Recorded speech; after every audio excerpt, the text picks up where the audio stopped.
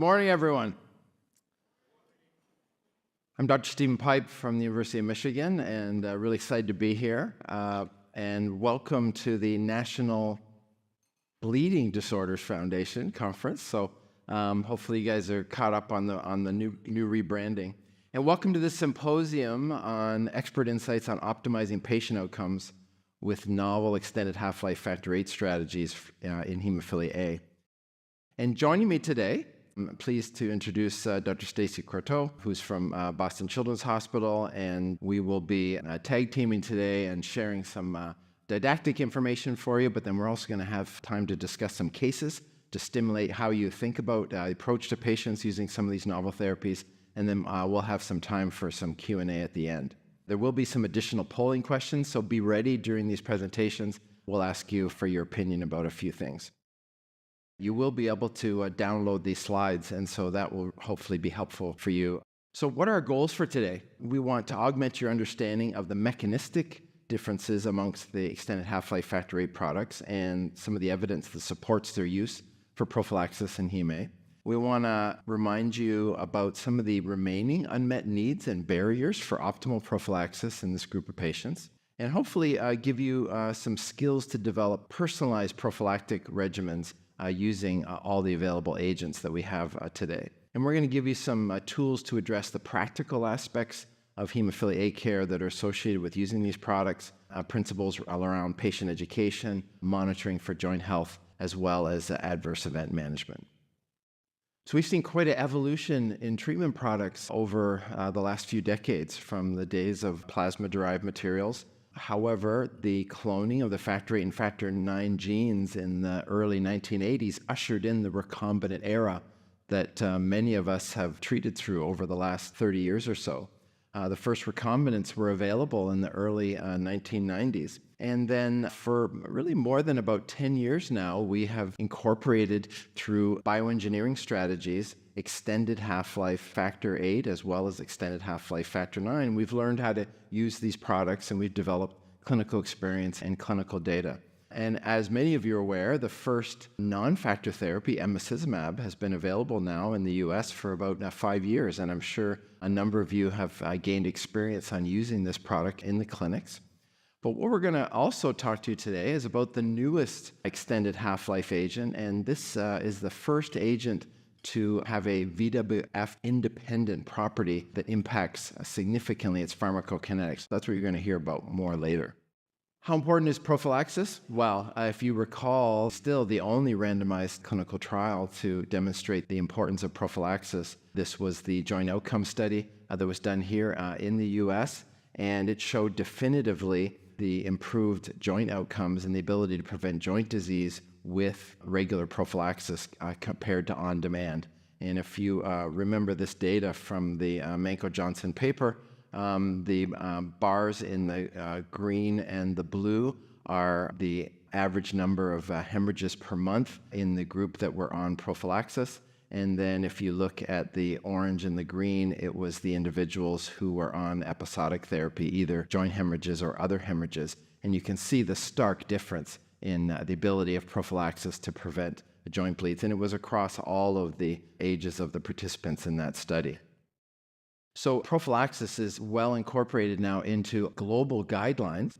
It's indicated for all patients with a severe bleeding phenotype, which means that can be irrespective of their laboratory-based severity. And the WFH actually recommends targeting trough levels now that are in the 3% to 5% range. That was almost unachievable before the era of extended half-life agents. And so now with the availability of those recommendations have been incorporated to hopefully enhance outcomes for patients. Routine scheduled dosing, however, typically ranges from every other day to 2 to 3 times per week. And for a lot of these agents, children often have a shorter half-life and have to have even more frequent infusions. We've got comfortable doing tailored dosing and dose schedule based on weight and individual drug metabolism, so-called pharmacokinetic monitoring. And some of you may have had experience using these population pharmacokinetic tools to tailor therapy quite easily in the clinics. And the benefits of all of these innovations have been to reduce the number of bleeding episodes and to enhance joint protection in our patients. You're going to hear more about the individual products that we've had available from Dr. Croteau. But just to let you know that in the extended half-life framework of bioengineering, this includes fusion proteins. Primarily for Factor VIII, it's the Fc fusion, a molecule that we've been using now for a number of years. And then there's a number of conjugations, different ways of adding polyethylene glycol conjugates onto the Factor VIII protein to enhance its half-life. And these have varying approvals and dosing strategies amongst the pediatric and adult applications, but they've all been highly effective when they've been used as prophylaxis, and the annualized bleed rates have shown significant improvement compared to certainly no prophylaxis. What you're going to hear more about is the newest agent, Efanesoctocog Alfa, so far only approved in the US, and uniquely this agent has similar dosing for both pediatrics and adults. So despite all these advances, we still have some unmet needs in this group. We have barriers to the adoption of prophylaxis. I'm sure that was part of some of the questions and part of your voting that we did in the initial poll. Poor adherence to prophylactic regimens, recurrent bleeds despite prophylaxis in a subset of patients, and we're also seeing significant health equities. Around the world, we still have probably 75% of the world just do not have access to prophylactic treatments. Our patient community, and even us as treaters, we have expectations for better care.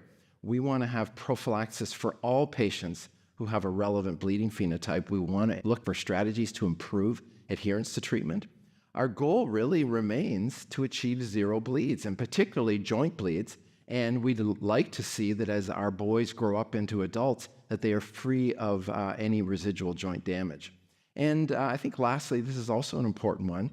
We want to enable our patients with hemophilia A to live active lives and to live the life that they chose unhindered by their condition or by their prophylactic treatment.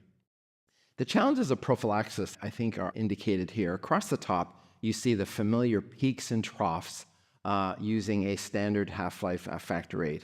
And although we're able to get full correction within minutes after a single infusion, very quickly those plasma levels fall off fairly rapidly because of the relatively short half-life of Factor VIII. And it's not long before patients have already fallen down below where they are potentially at risk for additional bleeding. We try to keep those troughs at a level that at least would prevent spontaneous bleeding, but we know our patients still get trauma-induced or physical activity-induced breakthrough bleeds on pretty intensive regimens.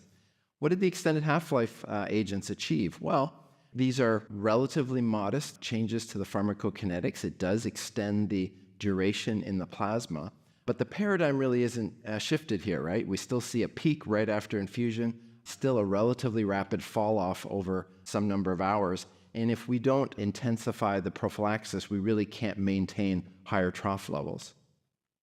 This is a list on the left of reasons that patients have indicated for switching from standard half-life to extended half-life agents. And some of these, longer half-life, the dosing interval, feeling more secure when they travel, etc., better advantages for surgery. But what we've highlighted in the red there are different reasons that come to mind depending if you are an adult with hemophilia using these products versus if you're a parent of a child. And so some of those differences there are interesting. It looks like the longer stability at regular temperature is more of an issue for adults with using these agents. The benefits for participating in sports are definitely more of interest to the younger patients. Your motivation to switch or sufficient experience in practical use, also some differences between adult and what parents report related to their children.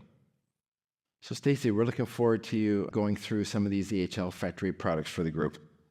Excellent. I'd like to add my welcome and good morning. So now we're going to move a little bit to speaking about what have become our traditional or conventional EHL products, first generation, as you will, and talk a bit more about mechanisms to clinical efficacy. So the similarity of the extended half-life products are many, and as you can see here, and as Dr. Pipe pointed out in the earlier number of slides, we have a variety of technologies that have been leveraged to increase the circulation time of Factor VIII. And you can see those listed on the left-hand side of the table there, including Fc fusion and a few different approaches to pegylation. And these various approaches have included different size pegylation molecules, different approaches and location for the pegylation. But across each of these innovations, these engineering approaches, we can see that the half-life of Factor VIII sort of abuts that 19-hour mark and is very consistent across all of these Factor VIII products, at least the mean Factor VIII level, especially relative to the standard half-life or SHL comparators.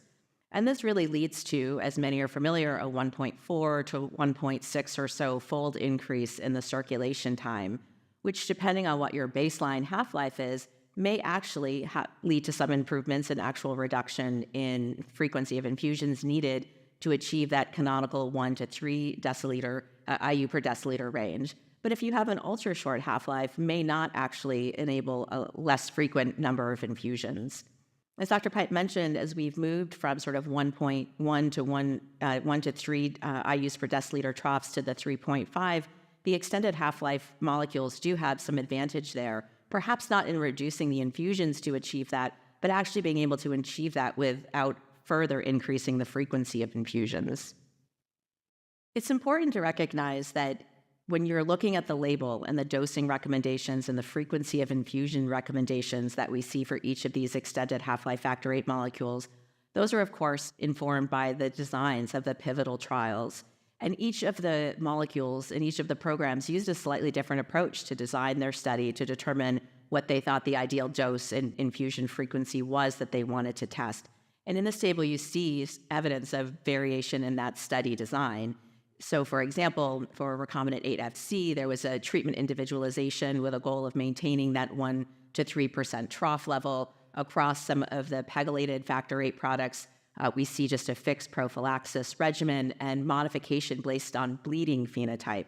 So it's not actually the case that across our extended half-life Factor VIII molecules that really the goal and what drove the clinical trials and the design of the infusion regimens was PK guided. In most of these cases, as is commonly true with clinical trials, it was a small subset of the patients who underwent PK sampling to help better define the PK parameters.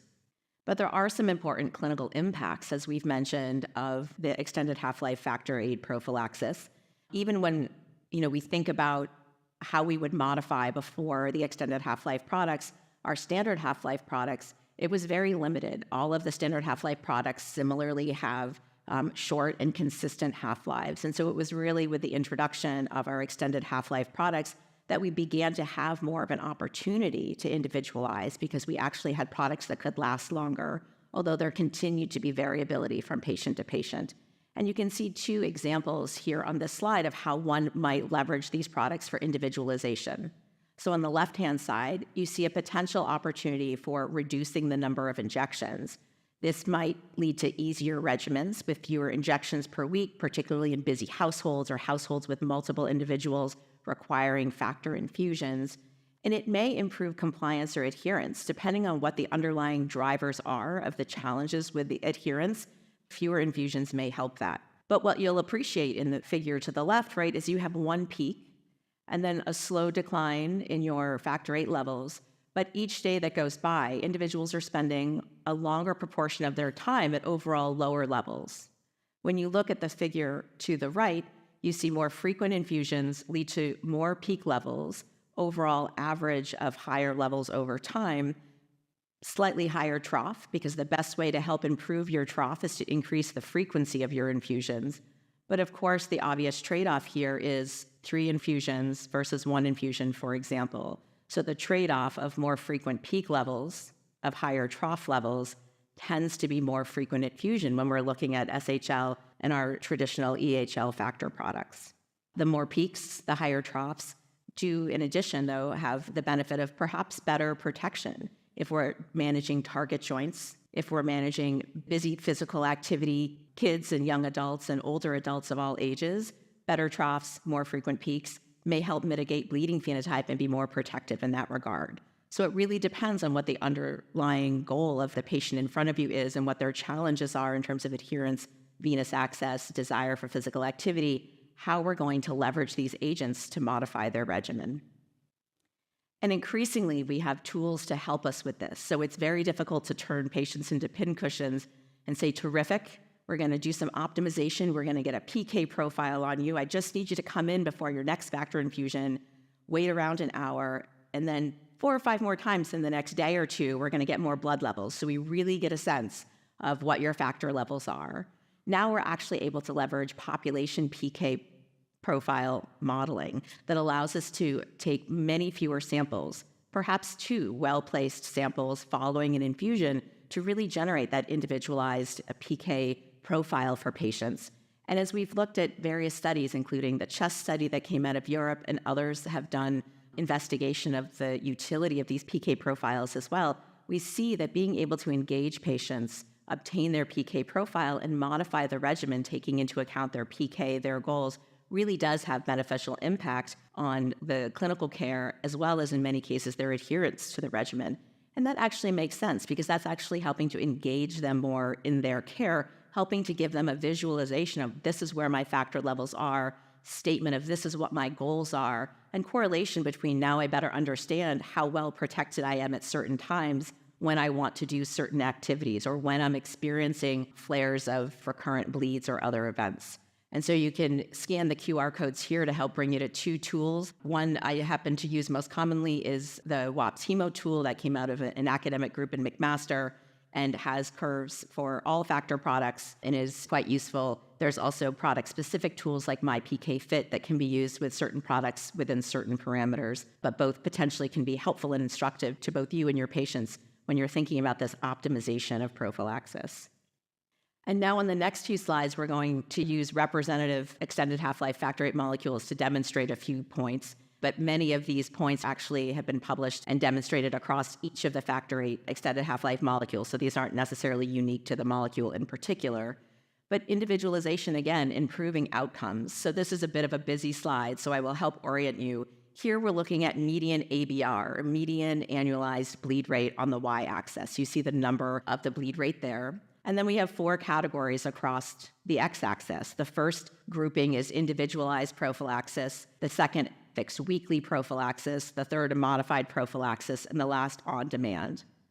And then we look at several types of annualized bleed rates. So in orange, we have the overall bleed rate.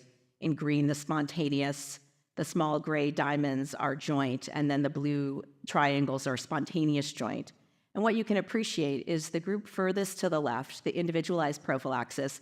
When you look across the various types of bleeding, overall, joint, spontaneous, et cetera, you see that with an individualized approach, in many cases, the mean annualized bleed rate is lower compared to just fixed prophylaxis, or certainly compared to an on-demand strategy that we see far to the right. Individual bleeding tendency does impact outcomes, and so this is again another of the extended half-life factor VIII molecules, looking at one of their extension studies, in this case up to 7 years. And again, on the y-axis, we're looking at median annualized bleed rate. But in this particular case, we're looking at their different groupings of approach to prophylaxis. So for this molecule, they had some individuals who were on twice-weekly prophylaxis, some that were on every 5-day prophylaxis, every 7-day prophylaxis, or a bit of a variable frequency, as individuals might have switched between categories to find their optimal prophylaxis. And what you can see is the overall median ABR varies, of course, amongst groups. And what might at first be a bit perplexing is it's interesting that those on an every 7-day regimen have a lower mean ABR compared to those on every 5 days or those on twice a week. Why is it that those who are dosing less frequently, less factor VIII levels, have less bleeding? But I think what this helps demonstrate is it depends on the individual, right? PK, factor VIII levels are not everything. All of those in here who take care of hemophilia patients know that some of your severe hemophilia patients bleed with a much worse phenotype than others, regardless of factor level. And depending on how you design the study from group to group, you're going to see a natural separation of those with an inherent less severe bleeding phenotype compared to those with a worse bleeding phenotype. And that might be related to their underlying physiology. That might be related to specific joint damage that they've incurred for various reasons, target joints that are being managed, such that by the time you sort of look, especially over a number of years, those that have migrated to an every 7-day infusion regimen are those that are just clinically a less severe bleeding phenotype. And so we see an overall less bleeding rate. Those that have more difficulty with bleeding tend to have more frequent infusions, and so it sort of explains it there. And then if you look to the right with the percentage of patients with 0 bleeds, somewhat similar, same treatment groups, same colorization across the table. And you'll see that overall, the proportion of individuals with zero bleeding is relatively similar across the groups, again, because they've naturally sort of migrated to the best prophylactic regimen afforded by this product, at least for them. But notice that the top of the graph only hits 80%. The patients with zero bleeds barely hit 50 to 60%. So it's still nearly 50% across the various categories that don't achieve zero bleeds. So while we see some stability, we also see some opportunity to further improve hemostasis and prophylaxis. And this also applies to improvements in adherence in improving treatment outcomes. So again, another extended half-life Factor VIII molecule, and you can see proportion of individuals with no annualized bleeds across the years. And you can see relative stability. If anything, for some of them, right, it might even seem like a bit of an upslope. But again, I just caution you that a lot of this has to do with study design and also the types of patients who continue to participate year after year in studies. So those who tend to be adherent, those who tend to be well treated by their prophylactic regimen, of course, more likely to continue with that regimen in the studies. So you sort of have a natural progression towards the best adherence, the individuals that are best suited to that prophylaxis. And then who knows about those individuals as you see sort of the total patients fall off over the years. Was that because they switched products, because they had to change their regimen, because something wasn't going well? But even here, with the best adherence, those who are sticking with this regimen have done so for 5, 6 years, probably feel like this is a good regimen for me, 40 to 50% still with bleeds year on, year out. So still a great opportunity, even for those that sort of feel this is the best that they have for me, an opportunity for improvement. This was an interesting study that was just presented in abstract form just this past summer at ISTH, looking at moderate physical activity with extended half-life prophylaxis and improving outcomes. And so small study, 13 individuals. They basically started these 13 individuals on a low-dose PK-guided prophylaxis for 6 months. And then during that initial 6 months, started to do more education about physical activity, more moderate activities. And then in the second 6 months, encourage them to participate in more moderate to vigorous exercise. And what you can appreciate is during the first 6 months, overall bleeding rates were higher than during the second 6 months with moderate exercise. And so I think two things one can take away from this study. One is, as we've seen with many factor products and non-factor products, that continued prophylaxis over time tends to help cool down joints, tends to help improve overall hemostasis. So we do naturally, in many cases, after the first 6 months, for those that continue on various therapies and then beyond, see continued improvement in ABRs. But also in this case, in addition to improvement with just prophylaxis, they were then able to engage in moderate to vigorous activity, and that did not cause worsening of their ABR or even a higher sustained ABR. So prophylaxis is beneficial. So even for your patients who have struggled with prophylaxis, or worse, have struggled with regular physical activity, hope that as you are convincing them, working with them to start prophylaxis, you can give them some guidance that says, let's at least start this. Let's hopefully get these joints under some better control, get you used to this regimen, and then we can start to, in a structured way, encourage more physical activity, perhaps up to moderate or vigorous physical activity without you feeling afraid or more at risk given your amount of protection. And we've also seen sort of the importance of improving trough levels. So this PROPEL study, again, leveraged one of the pegylated extended half-life Factor VIII products to actually compare two groups, those who had trough levels in the standard 1 to 3 range versus those who had trough levels in a higher 8 to 12 range, and looked at their amount of bleeding, the proportion of individuals with total 0 bleeds. And so as you can see in the top figure here to the left, for those that maintained a trough level of 1 to 3%, about 42% were able to maintain 0 bleeds, compared to 62% with those who maintained trough levels of 8 to 12%. So again, this tells you that many individuals seem to be well served, even with our canonical 1 to 3% trough levels, perhaps due to learned physical activity and sort of learned management of their bleeding. But by improving the trough levels, we do see an incremental improvement in the individuals with 0 bleeds, but still only to about 60%. So we're still in that sort of 40 to 60% range of we can probably do even better. We now have non-factor therapies as well, and that seems to help us target the mild range. When we look at the estimated mean total ABR in the 1.3 to 1.5 range, the proportion of individuals with zero bleeds still get in that 50 to 60% range. And we're targeting the mild range. So as many in the audience are well aware, we don't have a specific Factor VIII equivalence, of course, for the bispecific antibodies, the Factor VIII mimetics, but we anticipate it's somewhere in the mid-mild range. So there's both benefits and limitations of, the extended half-life Factor VIIIs or Factor VIII concentrates in general versus Emicizumab and non-factor replacement therapies. And you can sort of see that highlighted here. Of course, the Factor VIII concentrates give us something that we can measure, allow us to actually bring individuals into the normal range, though the trade-off, it's an IV infusion and levels then again fall pretty quickly, where non-factor therapies such as Emicizumab provide a more consistent protection, but it's more consistent in the mid, low, mild hemophilia range. To date, the extended half-life products have not been demonstrated to be an increased inhibitor risk, at least in previously treated patients. That was well demonstrated in the pivotal trials and in the follow-up trials of each of the factor concentrates, as well as in additional observational studies that have been ongoing. Some of the extended half-life, including recombinant 8FC, have also completed PUP studies that did not demonstrate increased inhibitor risk in previously untreated patients, but not all products have been sort of fully fleshed out in our youngest patients. So in conclusion, the extended half-life prophylaxis has multiple benefits. So there's an opportunity for decreased infusion frequency and reduction of treatment burden. There's a potential to improve adherence and reduce bleeding complications from missed doses. Again, that depends a bit on the underlying drivers as to what is causing problems with adherence to regimens. One actually has an ability for higher trough levels and improved hemostatic efficacy, because now with the Factor VIII circulating longer, if you're dosing daily or every other day with your extended half-life, as we saw in the PROPEL study, you actually can achieve those trough levels of 8 to 12%. Of course, again, with that trade-off of frequent infusions, but something that even with standard half-life products is incredibly difficult to achieve. And potentially also an improvement in quality of life and physical activity lifestyle, depending on the individual. So as we're thinking about optimization of prophylaxis, what are things that might encourage you to consider an extended half-life Factor VIII concentrate or even a non-factor therapy? And really it comes down to how well is the patient doing? Are we able to achieve the patient's prophylactic goals with the regimen that we're using presently or not?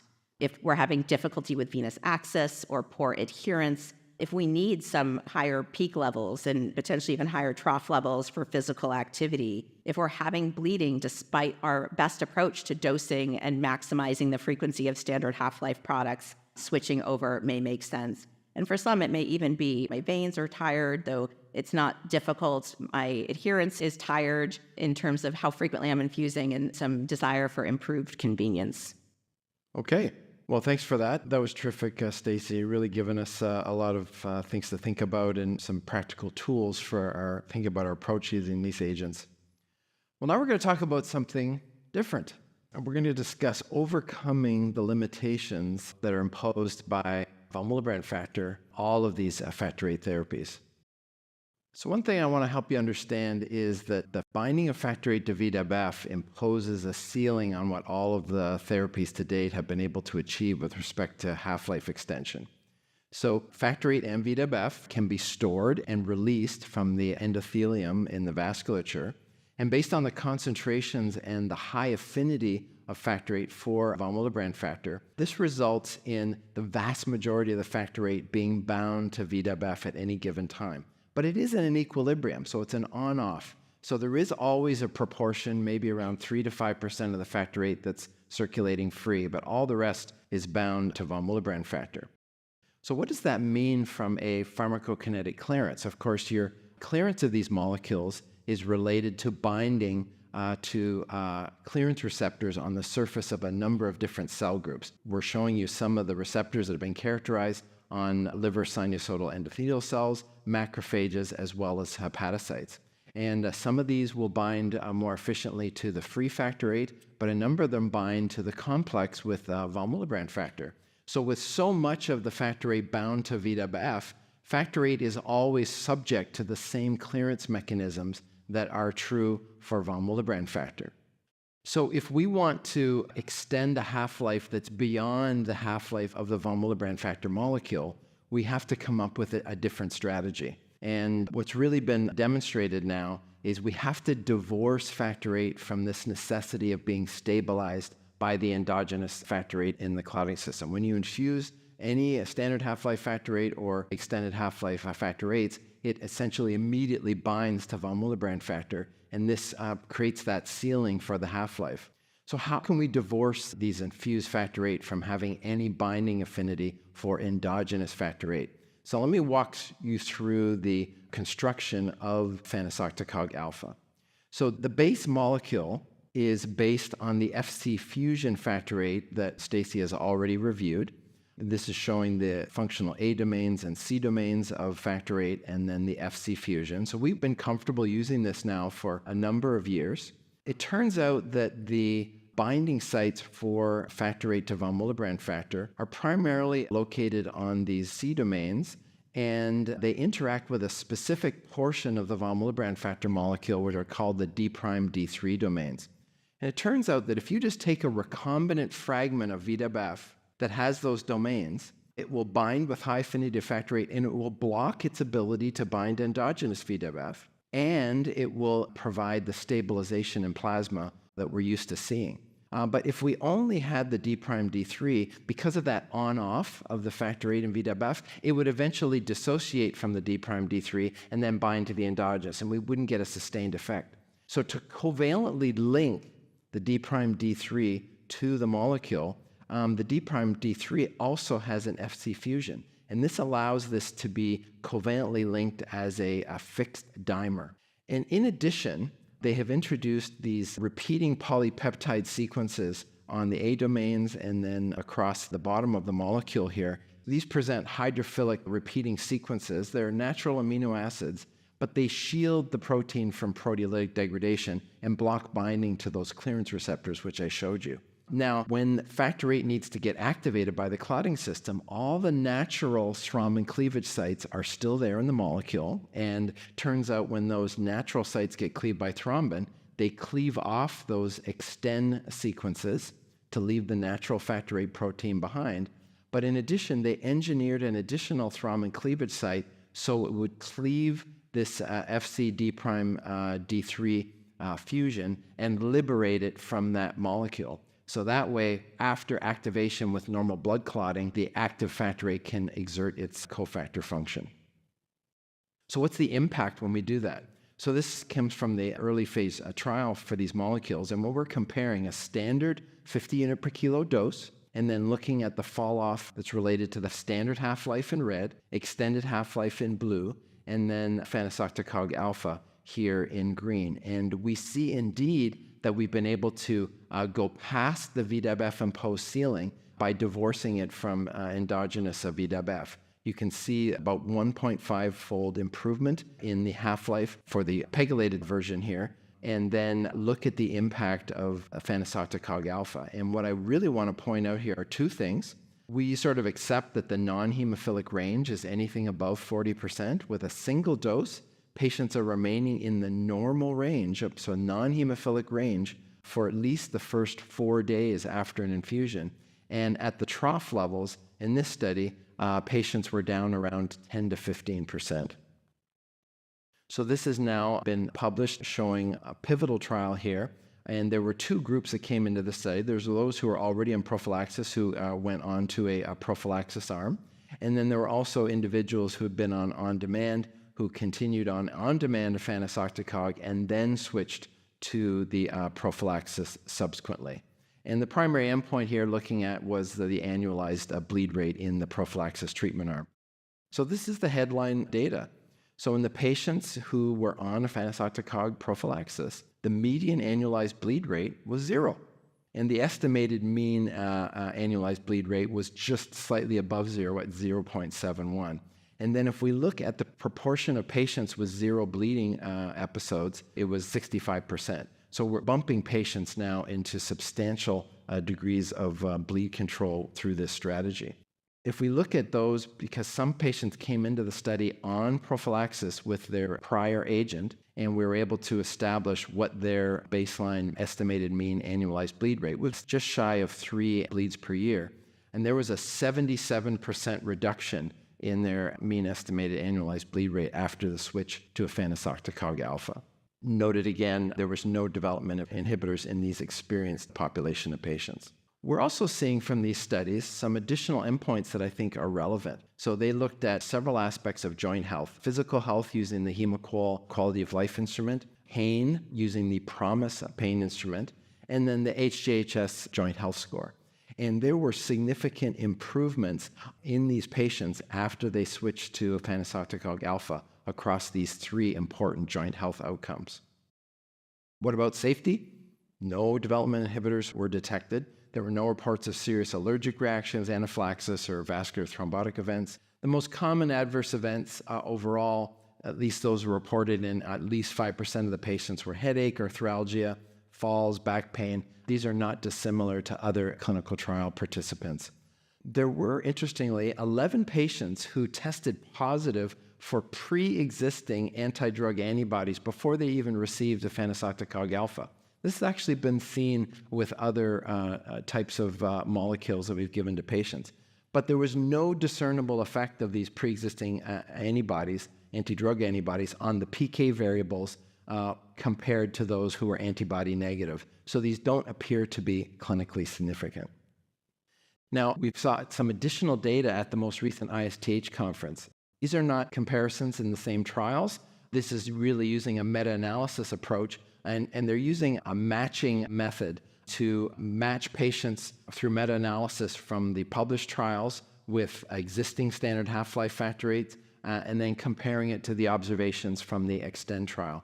And compared to the data from the standard half-life recombinant Factor VIII therapies, there was significantly lower rates of any bleed, spontaneous bleed, joint bleeds, compared to standard half-life Factor VIII product prophylaxis.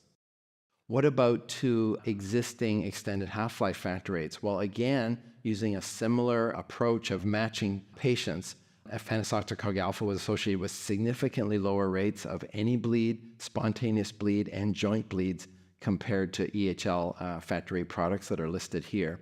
And overall, the frequency of bleeds was reduced by about 77%. Well, what about comparison to Emicizumab? Now, we're limited here to just two studies for this meta-analysis matching comparison.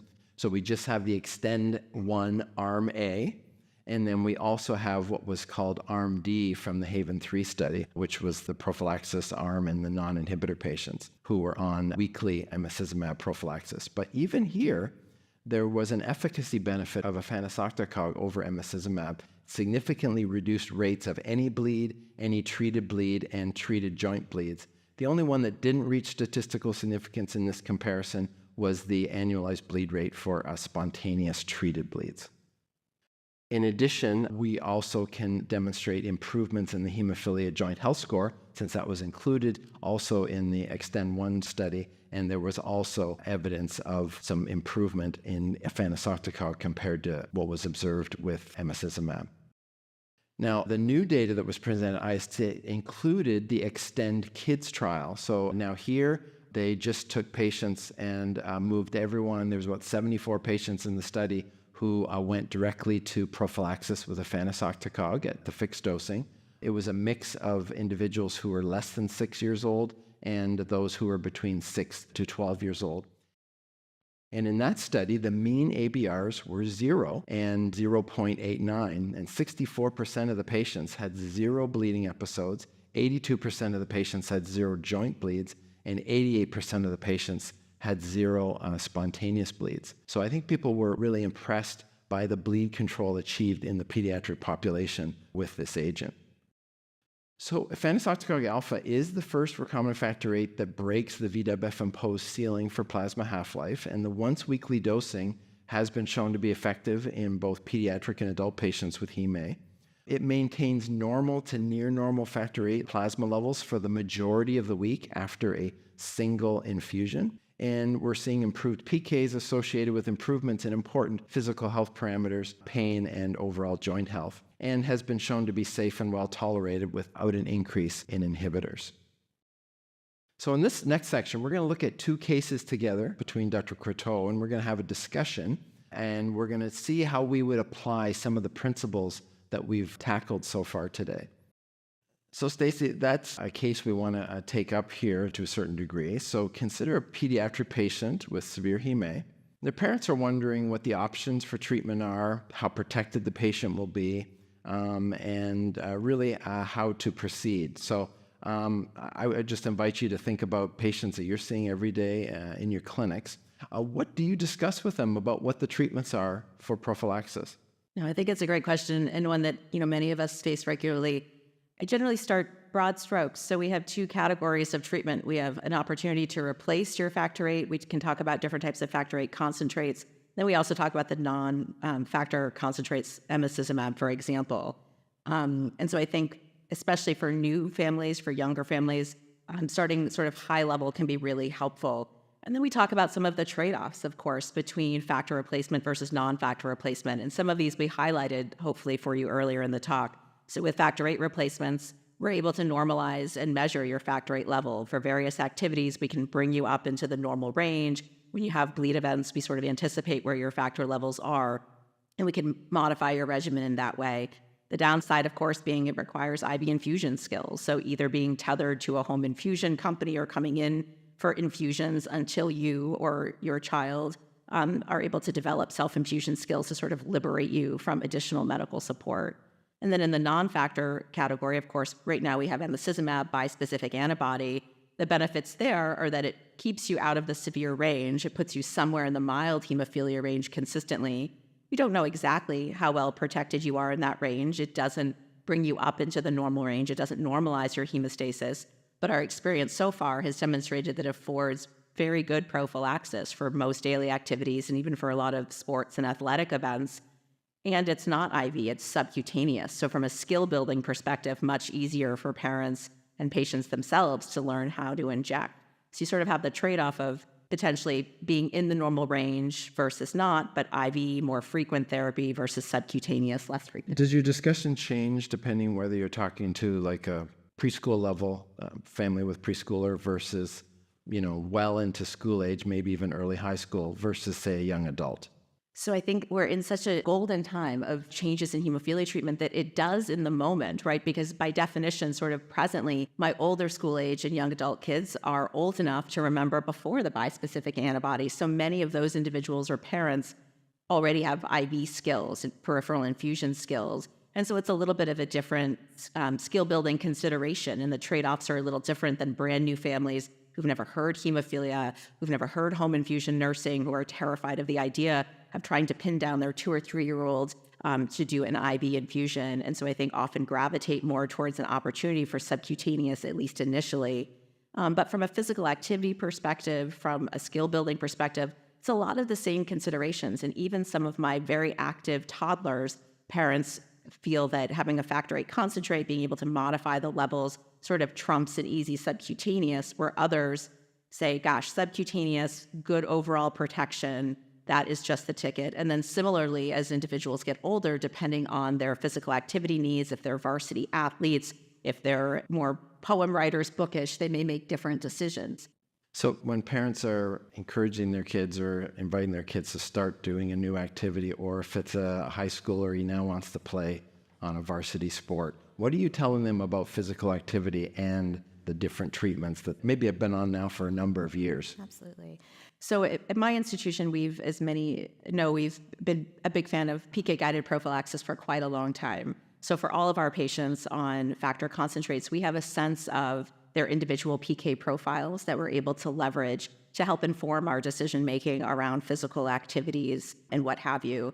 And so whether you're on Emicizumab, whether you're on factor concentrate therapy, I emphasize the importance of listening to your body. So we are very much proponents of regular physical activity, of individuals sort of achieving their goals and participating in the sports and athletics that they want to with a reasonable safety margin. But the importance of thinking through, not making dangerous decisions, not skipping out on important safety equipment, but really knowing where their levels are. And if you are on, say, Emicizumab and you're playing a varsity sport, listen to your body. If you get kneed in the thigh, if you go sliding into home, if you feel a pop in your thigh as you're sprinting across the finish line, it's important to listen to that and to not just go to bed on it and hope for the best, even though it's sore and getting more swollen for a day or two, and then you call me on day 4 or 5.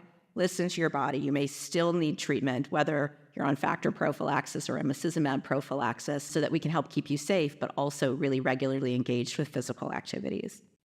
Great. So some of the things we talked about here is reviewing the available therapeutic options, reviewing the advantages and disadvantages of each one, and then really tying back into the patient's treatment and lifestyle goals. And so it's a personalization of therapy. It's not limited to PK personalization, Absolutely. but really incorporating all the aspects of how the patient wants to live. I agree. It's the nice benefit of having this armamentarium of various therapies. We can individualize within different treatments, but also offer sort of a variety of treatments. So now we have our young adult, I guess. So now we are kind of graduating into those older individuals. So Steve, if you have a young adult patient with hemophilia A, no inhibitors, but already some degree of joint damage, challenged adherence to his current standard half-life factor VIII prophylaxis, how do you manage that? How do you sort of talk him through what his options are? Yeah. I mean, it's kind of disappointing that some of our guys that have graduated up into their, mid-20s or maybe early 30s that we've had on primary prophylaxis all this time. We recognize that some of them still have joint disease. And we also see them struggling with adherence. And when I think about the questions that a lot of you submitted, some of the polling questions, adherence, it seems, is still a significant problem. And I think the consequences going forward for continued poor adherence is with established joint disease, they're going to still have potentially target joints and recurrent bleeding. And we fear for what the continued deterioration is of those joints over time and what the impact is going to be on their life. Chronic pain, impact on quality of life, their ability to do things with their families. So I think we go back to what's the goals for the individual patient and some of the things that might inform the decisions we make about whether they stick with their current therapy, switch to standard extended half-life, or to emicizumab.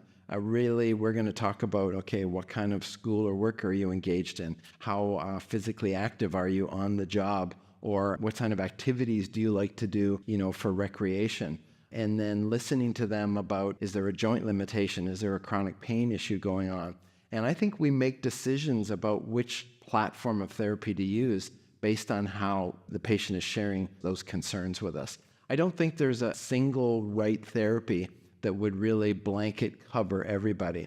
And I think in this specific example, if this young man has been on, say, emicizumab for the last 5 years or so, I don't think it's insignificant choice to suggest to him, oh, you should just go back to IV infusions. I mean, if he's incorporated this into his daily life and he's enjoying sub-Q, not being wedded to a regular, fixed regimen for infusions, I think it's not an easy decision to switch, if you like, back to an IV form of therapy. But if I can get him to think about what he wants to achieve, and if I think something like Efanesoctocog is going to help him get there, then maybe I can convince him that maybe a once-a-week dosing with this, because of the sustained in the non-hemophilic range for a number of days, maybe that is the solution for what he's trying to achieve.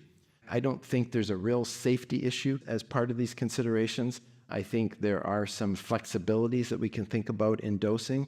I think that would be sort of my approach to that discussion.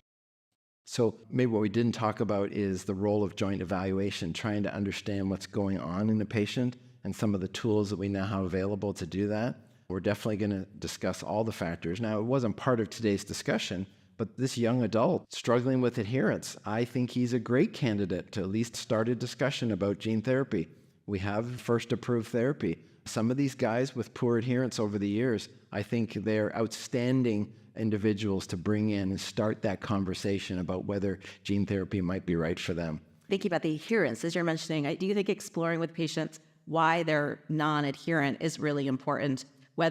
Does he feel like it's futile? I've been doing my infusions, but my joints hurt anyway. I'm bleeding anyway. I'm giving up. Am I too busy? Am I having venous access issues? Or I've been actually surprised if we've been exploring this more. There's a fair amount of needle phobia that continues, even in our hemophilia patients, that you think, oh, those guys and gals must have it because they're doing regular infusions all the time. Why would they be afraid of needles? But whether it's IV infusions or even subcutaneous infusions, that continues to be an emotional and an important barrier for individuals. So exploring that and making sure we're providing the right supports. And perhaps in those situations, while they're poorly adherent to their factor or emicizumab, and you say, oh gosh, what a terrible gene therapy candidate. How am I going to get them to adhere to coming for labs and doing these other types of things? If you're dealing more with a needle phobia or some type of adherence that would be easily mitigated, may sort of help you reconsider some of these other options. Yeah. We want to focus on the patient's treatment and lifestyle goals, personalizing the therapy. And I think this comes down to shared decision-making. Hopefully, all of us are developing additional skills on how we talk to patients, listening to them, like you said, helping them to listen to their own bodies, but also listening to them in clinic. What are their aspirations? What are their goals? And trying to match the therapy to their particular situation. I think it's a wonderful time to be managing patients in hemophilia. I think we've got tools that can take us to all different directions to enhance prophylaxis and to enhance outcomes for patients. And I'm excited that we had an opportunity to talk about this new agent available to us, and hopefully you'll hear more about all the therapies that we're all using in our clinics today. We have time to go through some of the questions.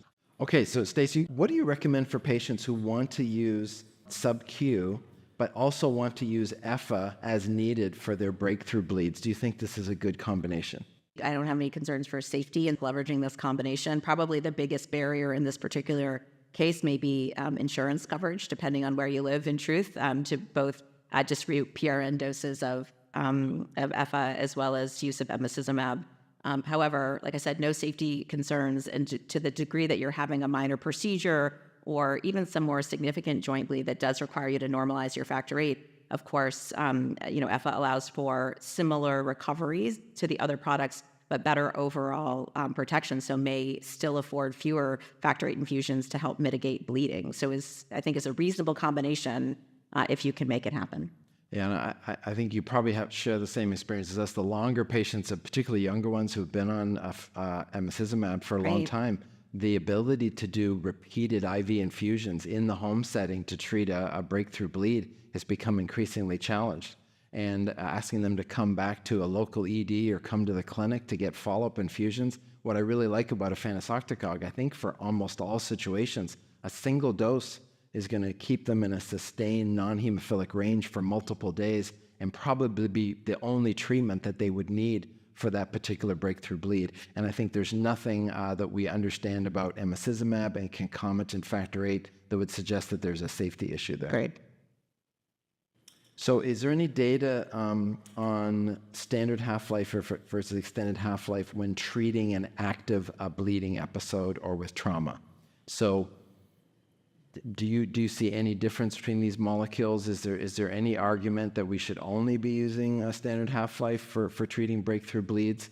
Or are there some potential advantages from the EHLs for acute bleed management? So I don't think that there's a huge advantage for the conventional EFLs over standard half-life because the half-life extension is more nominal compared to what we were just speaking about. And so while for some minor bleeds you may get away with one dose of an extended compared to standard half-life, in many cases one dose of standard half-life is perfectly adequate as well. And also just a quick caution to remind you, when we're thinking about PK and we look at these curves, that of course is in steady state situations. And so when you're having active bleeding, especially depending where and how severe bleeding, your factor levels will drop more quickly than when we're looking at baseline, otherwise healthy prophylaxis. So please don't take away that with an active intracranial bleed or a major muscle bleed that you give one dose of one of these medications and 3 and 4 days later you're still going to be above 40% because you will consume and your levels will drop. So it remains important to keep track of good hemostasis, potentially follow some levels depending on the severity of bleeding that you're achieving. So with the newer products, you may have some better benefit, but I feel that in the bleed situation, EHLs and SHLs are more interchangeable in terms of degree of hemostasis and probably total number of doses that one needs. So maybe the last question we'll take, how do you assess an individual patient's response to their prophylactic approach, and what adjustments do you then make based on how you follow them? So I guess what we're trying to get at here is, so you've chosen a particular regimen. Yep. Is reported bleed outcomes the only measure of whether that therapy is optimized for them, or are there other parameters that you're looking at when you're following your patients?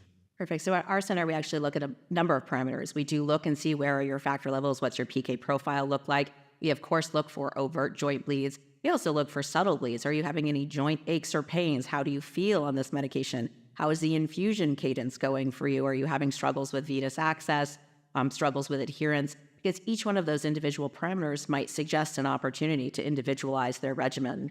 How about you? I think we make judgments based on where patients' trough levels are. So I don't think we trust that just because they're not reporting overt bleeds. I don't feel comfortable leaving patients down at trough levels that are just barely, above 1%. So I think we have been more aggressive, and I think that drove some of the WFH guidance that was revised a couple of years ago. I think we do pay attention to even Factor VIII-like levels on Emicizumab. There's not a lot of variation, inter-patient variability, but I think I have seen a few patients that have been maybe at the lower bounds of that Factor VIII-like activity. And so if we have an opportunity to modify their dose and regimen to try to optimize that. So I think increasingly I've been concerned that simply relying on just overt bleeding is missing some important potential outcome determinants for patients. Agreed. I think relying just on bleeding, relying just on factor levels, there's not one right parameter. I think kind of integrating this information is where we really shine as comprehensive centers and why it's so important for us to help be involved in the severe bleeding disorder community. Well, thank you for joining us this morning. I hope this was informative. There is going to be a post-test evaluation that you'll need to get your credit, so please follow through on that.